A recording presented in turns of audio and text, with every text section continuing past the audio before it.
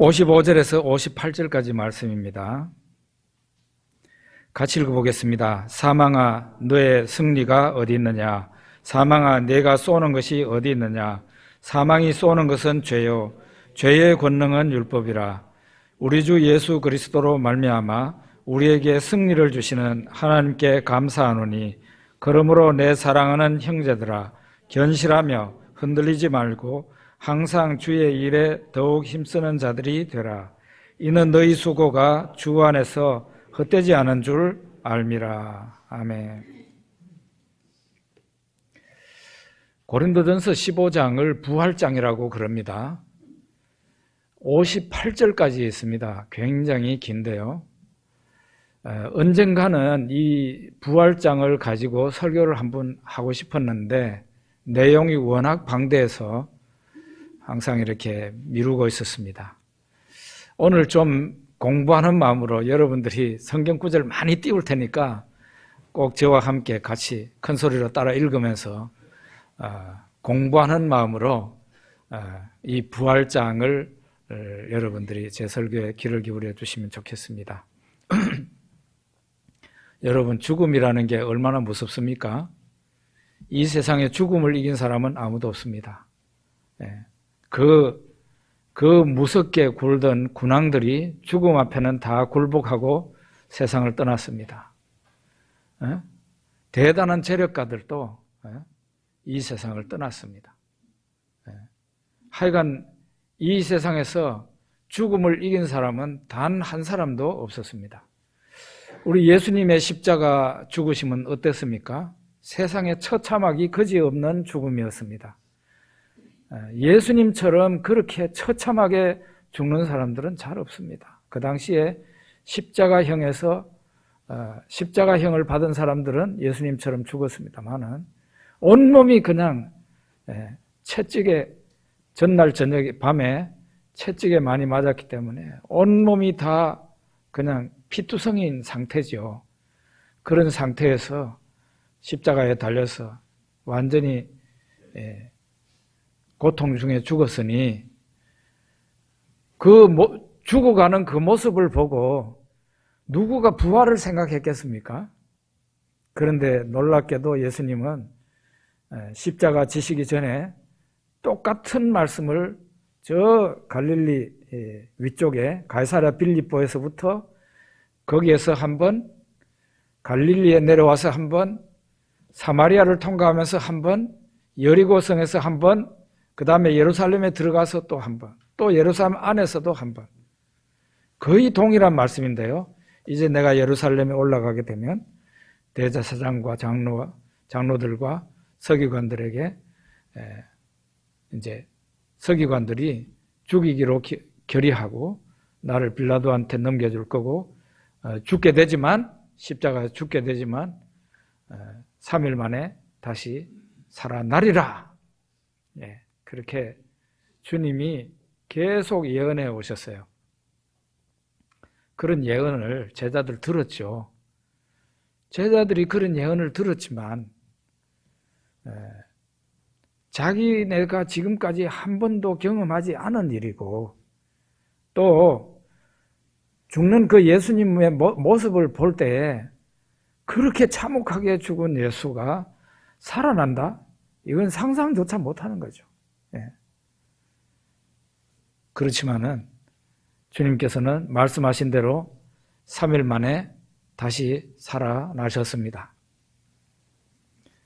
이 부활에 대해서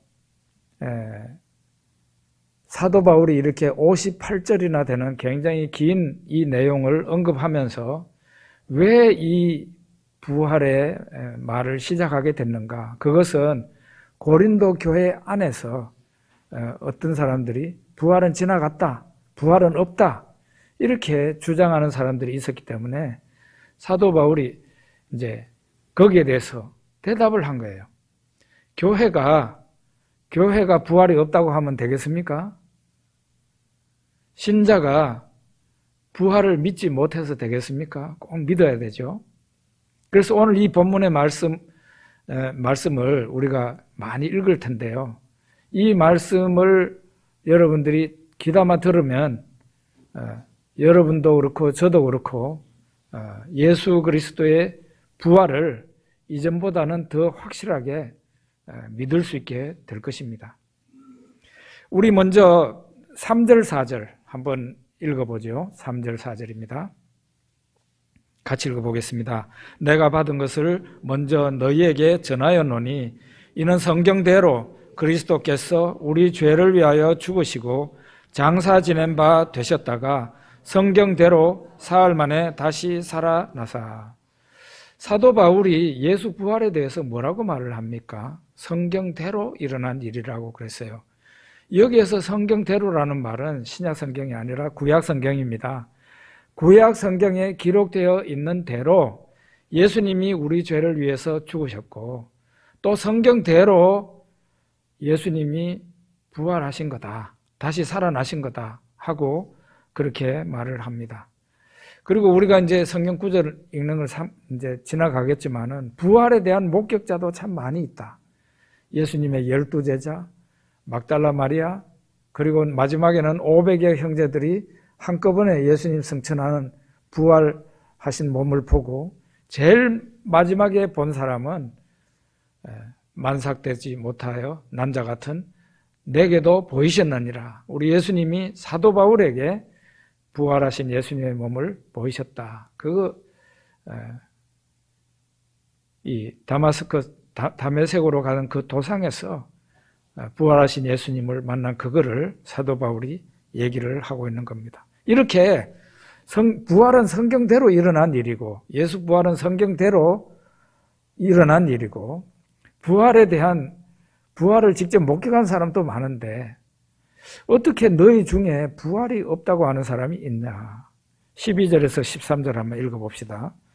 그리스도께서 죽은 자 가운데서 다시 살아나셨다 전파되었거늘 너희 중에서 어떤 사람들은 어찌하여 죽은 자 가운데서 부활이 없다 하느냐?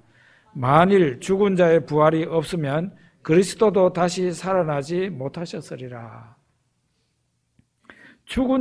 만일 죽은 자의 부활이 없으면 그리스도도 다시 살아나지 못하셨으리라. 이 말씀을 보통 교회에서는 거꾸로 뒤집어서 많이 말을 하죠. 예수님이 부활하셨습니다. 그래서 우리도 부활합니다. 이렇게 말을 하죠. 그런데 사도 바울은 여기에서 거꾸로 얘기를 했습니다. 죽은 자의 부활이 없으면 예수도 부활을 하지 않았다. 그렇게 얘기를 합니다.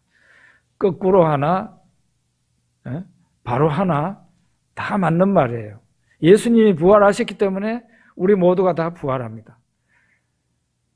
뒤집어서 신자의 부활이 없으면 예수님도 부활이 없었다. 신자의 부활이 있기 때문에 예수님도, 이 세상에 오신 예수님도 부활하신 거다. 이렇게 말을 하는 겁니다. 그러면서 사도 바울이 만약에, 이거는 그냥 가정인데, 만약에 예수님이 부활을 하지 않았다면 어떤 일이 초래되는가? 첫째로 우리 전도하는 거 다 헛방이다. 왜? 우리가 전도하는 건 다 예수 부활을 전하잖아요. 예수님 십자가, 예수님 부활을 전하는데, 전도를 하는데 그 전도는 다 헛것이 되버립니다. 너희 믿음도 헛된, 너희들이 복음을 듣고 예수님 부활하셨다고 믿고 있는데 부활을 안 했다면은 너희가 갖고 있는 그 믿음도 다 헛방이다. 그리고 너희가 여전히 죄 가운데 있을 것이요. 예수님이 십자가를 지시고 우리의 죄를 담당하시고 십자가에서 죽으셨는데 부활을 하지 못했다면은 이 죄사함을 끝맺을 수가 없는 거죠. 그래서 예수님 부활이 없었다면은 사람의 죄는 여전히 그대로 있다는 거예요. 해결 안 되고. 그리고 그리스도 안에서 잠자는 자도 망하였으리니. 잠잔다는 말을 성경에서 쓰는데요. 이거는 죽은 자를 말합니다. 그리스도 안에서. 예수를 믿다가 죽은 사람들 있잖아요. 그런 사람들, 예수님 부활이 없었다면은 그런 사람들 망한 사람들이라는 거죠. 네, 망한 사람들. 소망이 없고 망한 사람들. 그리고 모든 사람 가운데 우리가 더욱 불쌍한 자다. 예수 부활하셨다고 믿고 있고 우리도 장차 부활할 거라고 믿고 있는 우리인데 예수님 부활이 없었다고 생각해 보세요. 세상 사람들이 다 불쌍하지만 그 중에 제일 불쌍한 사람은 예수 믿는 사람일 거라는 거죠.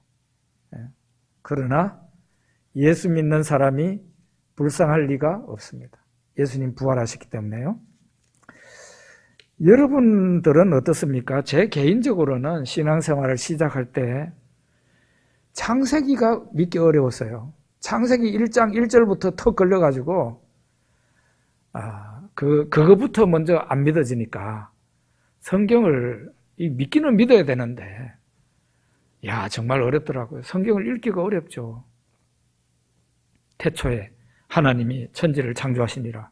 그거부터 안 믿어지는데 어떻게 성경을 읽겠어요? 그런데 교회를 다닌 지 한 2달쯤 지나서 제가 큰맘 먹고 전주에서, 그것도 전주 체육관에서 열리는 대규모 신유 집회에 제가 참석을 하게 됐는데 천부의 의지 없어서 주 앞에 옵니다는 그 찬송가입니다. 그 찬송가를 앞에 인도자가 한 번 부르고 또 한 번 부르고 또 한 번 부르고 이러더라고요. 그러는데 가사를 음미하게 됐어요. 그렇게 하면서 정말 저도 모르게 눈물을 많이 쏟게 됐어요. 나중에는 정신을 못 차리고 콧물까지 많이 흘리고. 어쨌든 그때 제가 변화됐습니다. 은혜를 받고 나니까 성경이 믿어졌어요. 창세기 1장 1절만 믿어지는 게 아니라 1장 1절부터 요한계시록 22장 마지막 절까지 성경은 하나님 말씀이라는 게 믿어졌습니다. 그러면서 하나님의 창조가 믿어지니까 부활이라는 것은 자동적으로 믿어졌습니다. 믿으려고 노력한 게 아니라 그냥 믿어진 거죠. 사실은 믿음이라는 게 이런 거예요. 내가 믿으려고 노력하는 것이 아니라 믿어지는 그것이 진짜 신앙입니다. 그런데 우리가 이런 의문을 가질 수 있어요. 부활에 대해서 잘 안 믿어지고 해결이 잘 안 된 분들이 이런 얘기를 할 수 있어요. 그럼 왜 예수 부활만 나타나고 왜 다른 사람은 부활이 없는 거냐? 예수님 부활했다고 치자. 그럼 왜 그때 이후로 지금으로 한 번도 또 다른 사람의 부활은 없는 거냐? 그러니까 예수 부활을 의심하는 거 아니냐? 이런 의문을 제기합니다. 우리 거기 20절 한번 읽어봅시다. 20절 같이 읽어보죠. 그러나 이제 그리스도께서 죽은 자 가운데서 다시 살아 잠자는 자들의 첫 열매가 되셨도다. 여기서도 잠자는 자들의 첫 열매. 왜 잠자는 자라 그랬겠어요? 그냥 깨면은 되니까, 이게 부활이 일어나니까 잠자는 자라고 한 거예요. 사람이 죽어서 그걸로 끝나면 잠자는 자라 그랬겠어요? 성경에서는 죽은 자가 반드시 다시 살아난다는 것을 믿기 때문에 잠자는 자라고 했어요. 그 잠자는 자들의 첫 열매가 누구냐? 예수라는 거죠.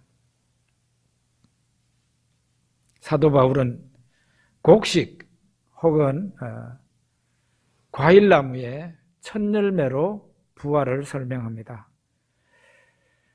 이 과일나무나 곡식에는 그 첫 열매라는 게 있어요. 처음 달리는 열매. 그리고 이 처음 달리는 열매가 또 다른 열매보다는 더 빨리 익죠. 그러면서 다른 열매들도 이제 첫 열매가 나타나면 다른 열매들도 막 이제 나타나기 시작합니다. 다른 열매들도 있고. 이와 같이 예수 부활도 예수님이 제일 처음으로 나타난 첫 열매라는 거예요. 예수님 후에 대규모 부활이 일어나게 된다는 것을 이런 식으로 사도 바울이 설명하고 있습니다. 그러면서 이제 자연계에, 우리가 살고 있는 이 자연계에도 사실은 부활 현상이 있다고 말을 합니다. 35절 36절 같이 읽어보겠습니다. 누가 묻기를 죽은 자들이 어떻게 다시 살아나며 어떠한 몸으로 오느냐 하리니 어리석은 자여 네가 뿌리는 씨가 죽지 않으면 살아나지 못하겠고. 어리석은 자라고 그랬어요. 부활을 못 믿는 사람은 어리석은 사람. 네가 뿌리는 씨가 죽지 않으면 살아나지 못하겠고, 벽씨도 있고 보리씨도 있고 다 이 세상에 있는 생명체들이 웬만하면 다 씨앗이 있는데요, 그 씨앗이 땅에 떨어져서 죽으면 그 죽음으로서 끝나는 게 아니라 거기에서 생명 현상이 나타나가지고 거기에서 싹이 솟아오릅니다. 벽씨를 심으면 거기에서 벼가 나옵니다. 보리씨를 심으면 보리에서 그 씨가 죽으면서 거기에서 보리싹이 나와서 이렇게 나중에 보리 이삭까지 맺지 않습니까? 이런 현상이 자연계에 있는 거예요. 사도 바울이 닭을 가지고 설명을 했으면 참 좋았을 텐데 그런 생각을 해봤어요. 닭은 달걀을 보면은 이게 죽은 달걀하고 살아있는 달걀은 여러분 아시죠? 유정란은 살아있는 달걀이에요. 근데 무정란은 사실상 먹는 데는 별 문제가 없지만 생명체가 아닙니다. 그 유정란은 부화기 안에 넣든지 아니면 닭이 품든지 간에 품으면은 정한 시간이 딱 흐르면은 거기에서 안에서 톡톡 깨고 나오는 병아리가 있습니다. 놀라운 일입니다. 어떻게 그냥 이렇게 홀짝 마시면은 물같이 우리들 목으로 넘어가는 건데 그게 그 안에서 뼈가 생기고 핏줄이 생기고 이 부리도 생기고 털까지 날개까지 생기고 정말 놀랍지 않습니까, 여러분? 원래 그 모양하고 나온 그 병아리 모양은 너무 다르잖아요. 달걀 모양하고 병아리 모양은 너무 다르잖아요. 자연계에도 바로 이런 현상이 있다는 거예요. 분명히 그 계란이 병아리예요. 다른 게 아닙니다. 그런데 탈바꿈한 거예요. 이거를 우리가 변태라 그러는데 생긴 모양이 달라지는 거예요. 부활이라는 게 바로 그런 거라는 거예요.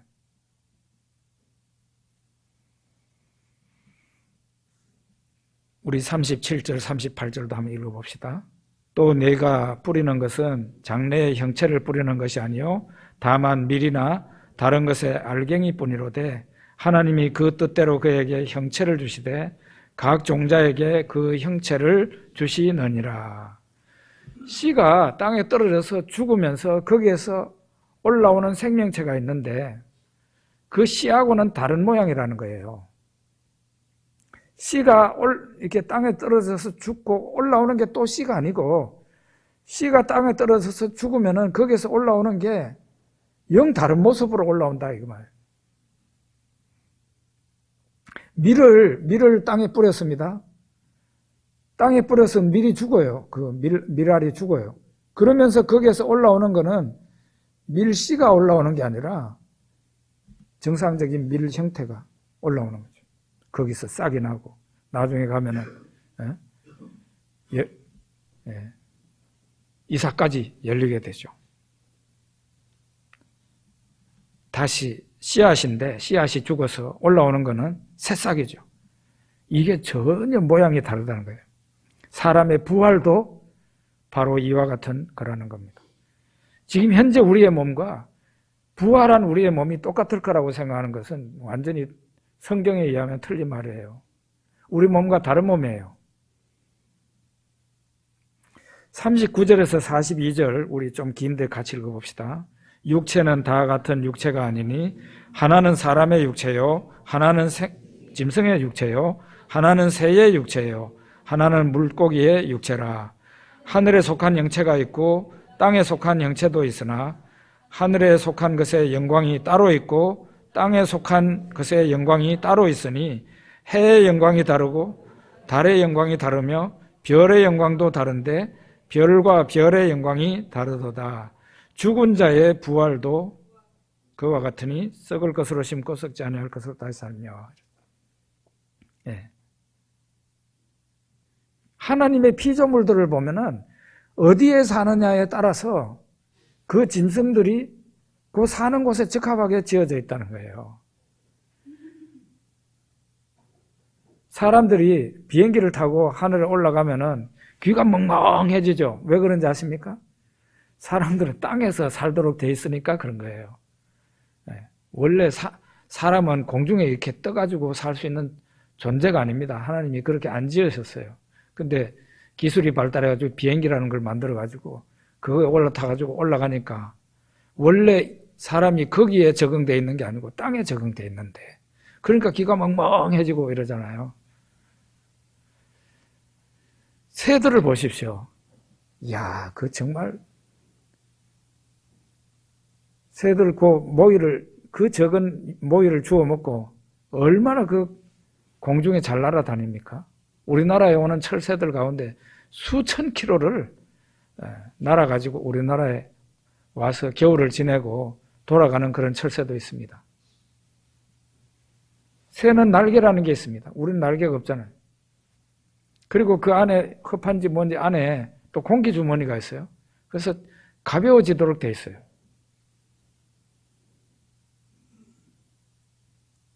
제가 운동하다가 경주에 개천을 많이 걷는데요. 개천변을 많이 걷는데 그 겨울에 심지어 이번 겨울에 좀 추웠잖아요. 얼음까지 얼어 있는데 오리들이 그 안에서 놀고 있는 거예요. 이야, 거기에서 우리가 만약에 발을 담그면 살 수 있겠어요. 그런데 오리는 거기가 지 놀이터예요. 이야, 안 추운가 봐. 그리고 물 속에 빠져도 얘들은 물이 이 깃털 안으로 들어가지 않습니다.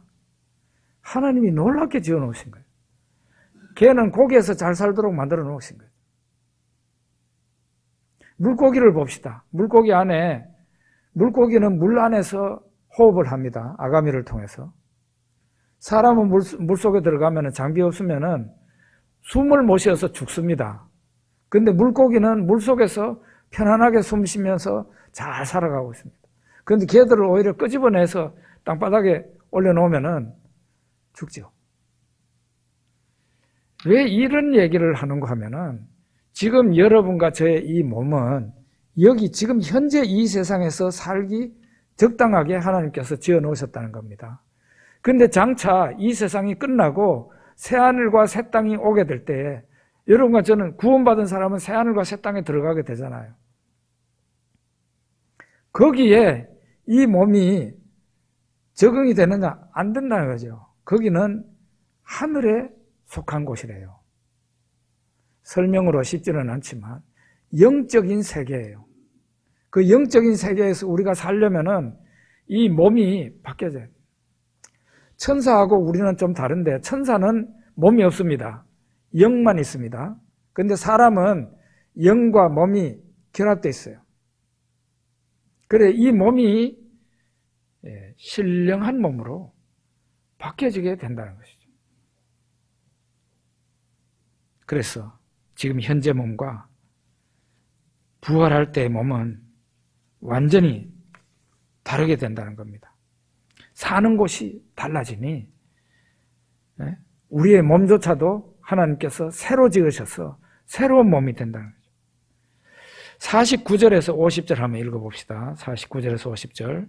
우리가 흙에 속한 자의 형상을 입은 것 같이 또한 하늘에 속한 이의 형상을 입으리라.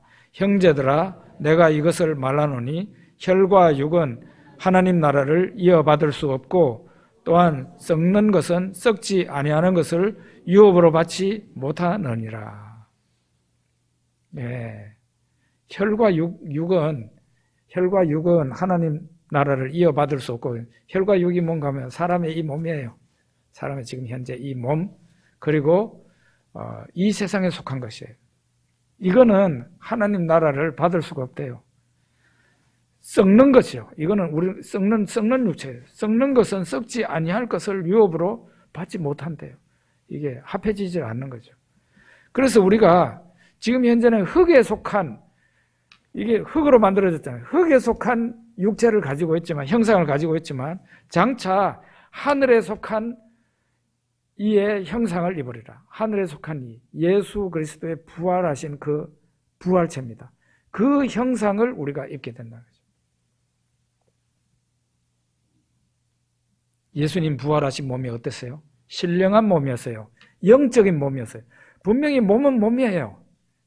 그래서 부활하신 예수님이 부활하시던 날 저녁이라 그랬죠. 저녁에 제자들에게 오셨어요. 제자들은 무서운 마음에 집의 문들을 다 닫고 있었어요. 그런데 예수님이 오셔서 바로 제자들 가운데 서셨어요. 문도 열지도 안 하고. 어떻게 하신 겁니까? 문이 닫혀 있는데 그대로 통과해서 들어오신 거예요. 그리고 너희에게 평강이 있을지어다 샬롬 이렇게 말을 하면서 예수님 뭐라 그랬습니까? 예수님 손과 발 창자국을 보여주셨어요. 그리고 영은 살과 뼈가 없으되 나는 있느니라. 그래서 만져봐라 이렇게 했습니다. 문이 닫혔는데도 들어왔어요. 제가 여기 문이 다 닫혀 있는데 저기 통과해서 저 뒤에 바깥으로 나갈 수 있습니까? 여러분도 저도 나갈 수 없습니다. 이거는 땅에 속한 육체니까 그래요. 그러나 여러분과 제가 장차 예수님과 같은 부활체를 입게 되면 예수님처럼 우리는 이런 공간을 그냥 통과할 수 있습니다. 그러면 자동차가 필요 있어요, 없어요? 자동차가 필요 없는 세상이 우리가 장차 가는 세상이에요. 자동차가 필요 없으니 석유도 필요 없겠죠. 매연도 없겠죠. 제자들이 부활하신 예수님을 보자 영인가 하고 의심을 했어요. 왜냐하면 그런 관념은 뭐 유대인들만 가지고 있는 게 아니고 우리도 가지고 있잖아요. 죽은 사람이 설마 다시 살아났다고는 생각을 못하니까 영으로 우리식으로 말하자면 홀령이 찾아오셨는가 이렇게 생각해요. 그랬더니 예수님께서 만져봐라 그러시고 여기 먹을 것이 있느냐 하니까 제자들이 생선 한 토막을 드렸는데 그걸 잡수셨어요. 왜 잡수셨을까요? 배가 고파서 잡쌌을까요? 그거 아닙니다. 부활체는 배고프지 않습니다. 다만 잡수신 것은 제자들이 보고 믿게 하려고. 그리고 예수님이 숨을 내쉬었다 그랬어요. 성령을 받아라.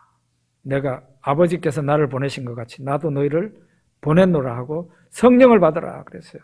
숨을 내셨다. 예수님께서 부활하신 후에 엠마오로 가는 두 제자와 잠시 동행을 하셨습니다. 엠마오로 두 제자가 예수님 십자가에 달리신 것을 듣고 사실은 예수님이 부활하셨다는 소식까지도 들었는데 그들이 설마 그런 일이 하면서 자기 집으로 돌아가고 있었겠죠. 그런데 예수님께서 동행하고 있었어요. 그들과 함께. 그런데 알아보지를 못했어요. 왜 못 알아봤겠습니까? 이게 이제 부활체의 신비인데 옛날 그 모습 그대로였다면 제자들이 아이고 예수님하고 주님하고 붙들었겠죠. 그런데 옆에 동행을 하는데도 예수님인지 몰랐다는 것은 예수님의 형태가 변했다는 것을 의미하는 거예요. 그래서 당신들이 여기 길 가면서 하는 얘기가 뭡니까 하니까 나사렛 예수 일인데 우리는 그분이 세상을 구원할 구원자로 믿었는데 메시아로 믿었는데 유대인들이 처참하게 죽였다는. 그런데 우리 중에 어떤 사람이 다시 살아났다고 그러더라. 여기까지 말을 하고 나니까 예수님이 책망을 하시죠. 이 선지자들이 말한 그 성경 말씀을 더디 믿는 자들아 하고 구약 성경에 있는 십자가의 죽으심과 부활에 대한 내용을 쭉 얘기를 해줍니다. 그리고 가다가 날이 저물게 됐어요. 그때 이제 이 사람들이 밤을 여기에서 지내고 가야 되겠다. 그러니까 예수님도 같이 가자고. 아직 예수님인지 몰라요. 여기 같이 유숙하자고. 그러니까 예수님이 따라 들어갔습니다. 거기에서 빵이 나왔는데 빵을 들고 예수님이 기도하시고 그 사람들한테 주셨어요. 주는 동시에 그들의 눈이 밝아져서 예수님인 줄을 알아보게 되었습니다. 그러자 예수님은 사라졌어요. 이와 같아요. 부활체는 순식간에 순간이동이 가능하다는 얘기예요. 그 있던 자리에서 사라졌어요. 그냥 순간이동을 한 거예요. 어디로 가셨는지 모르지만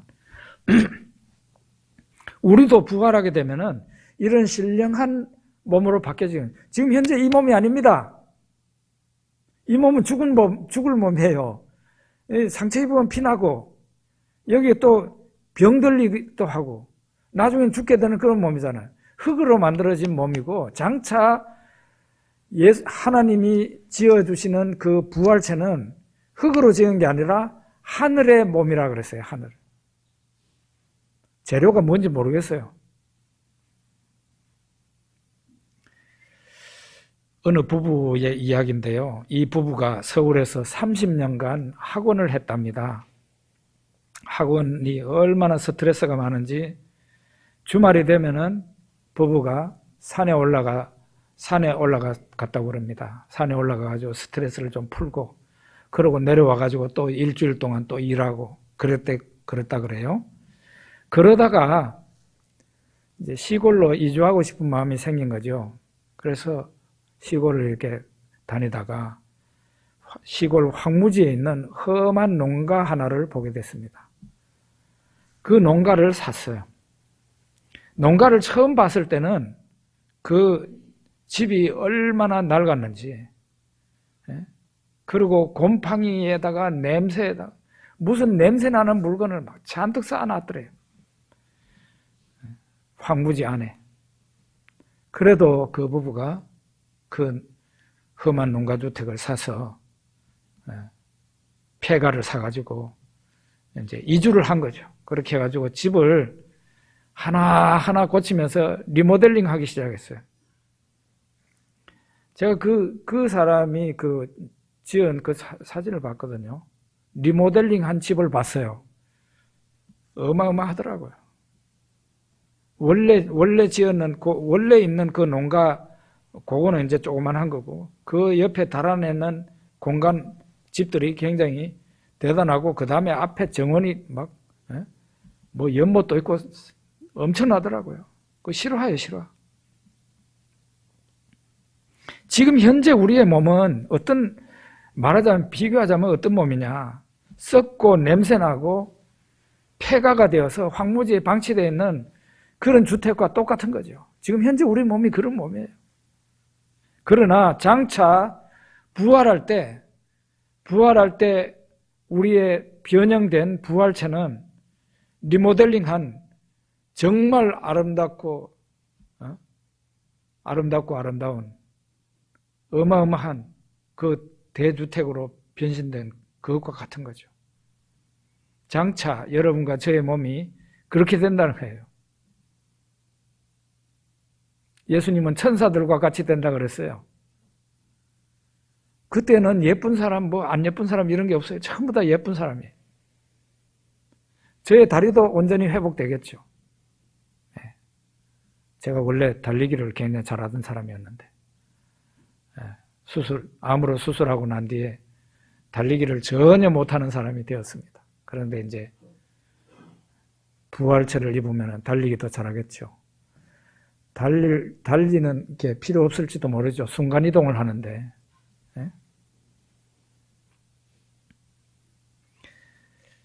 고린도전서 15장 51절에서 마지막 58절까지 굉장히 길지만 우리 같이 읽어봅시다. 읽는 자체가 참 은혜가 돼요. 읽어봅시다. 보라, 내가 너희에게 비밀을 말하노니 우리가 다 잠잘 것이 아니요 마지막 나팔에 순식간에 호련히 다 변화되리니 나팔 소리가 나매 죽은 자들이 썩지 아니할 것으로 다시 살아나고 우리도 변화되리라. 이 썩을 것이 반드시 썩지 아니할 것을 입겠고 이 죽을 것이 죽지 아니함을 입으리로다. 이 썩을 것이 썩지 아니함을 입고 이 죽을 것이 죽지 아니함을 입을 때에는 사망을 삼키고 이기리라고 기록된 말씀이 이루어지리라. 사망아 너의 승리가 어디 있느냐? 사망아 네가 쏘는 것이 어디 있느냐? 사망이 쏘는 것은 죄요 죄의 권능은 율법이라.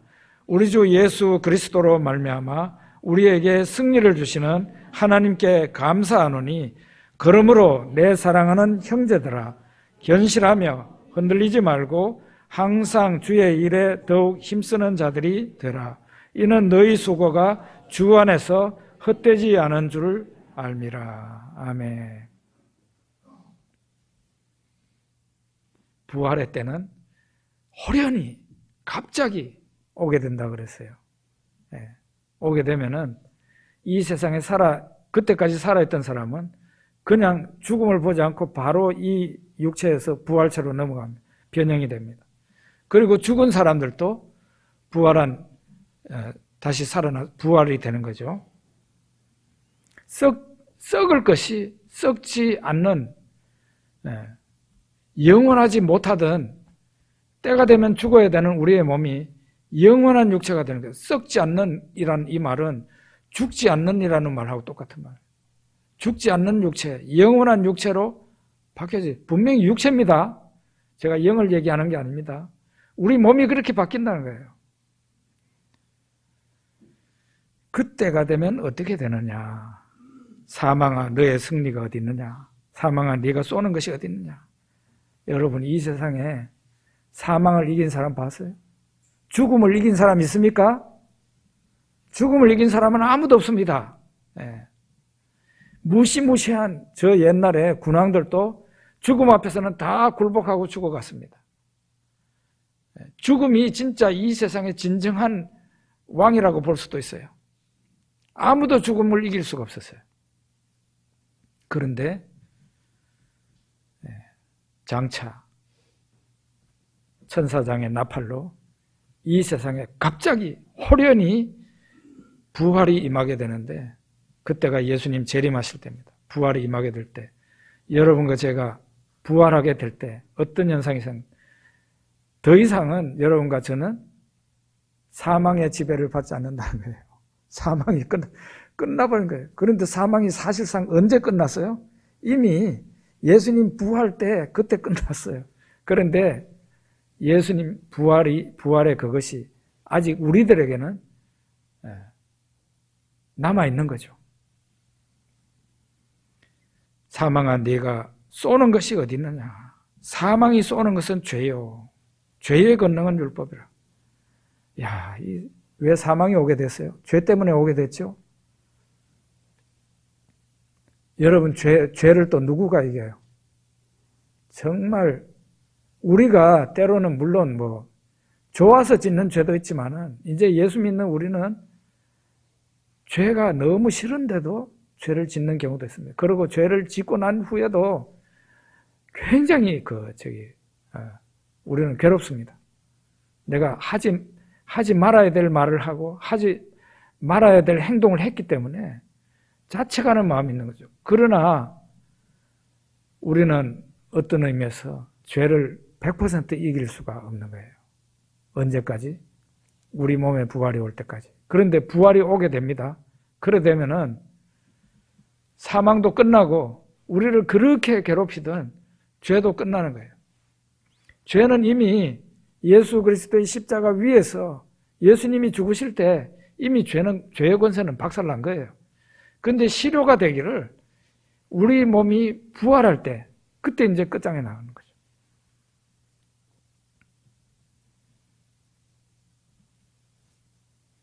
그러므로 내 사랑하는 형제들아 견실하며 흔들리지 말고라는 말은 무슨 뜻입니까? 이 사람은 이 말하고 저 사람은 저 말하고 때로는 부활에 대해서 의심하는 그런 사람, 그런 이제 부활에 대해서 공격하는 세상 사람들의 말도 있고 그런 것에 흔들리지 말아라. 항상 주의 일에 더욱 힘쓰는 자들이 되라. 하나님이 여러분과 저에게 맡기신 그 일에 대해서 더 힘쓰는 자들이 되라는 거예요. 이는 너희 수고가 주 안에서 헛되지 않은 줄. 왜 헛되지 않습니까? 부활이 오니까요. 여러분과 저에게 부활이 오니까. 그 날이 오게 되면은 우리 모두가 다 놀라게 됩니다. 내가 나 자신을 보고 놀라고, 우리가 서로 쳐다보면서 놀라고, 부활의 영광이 어마어마한 것이라는 것을 우리는 예수님 부활을 성경책으로나마 보면서 나의 부활도 이런 영광스러운 부활이라는 것을 생각을 하니까 너무 감사하고 너무 감사하지 않습니까? 우리 기도하겠습니다.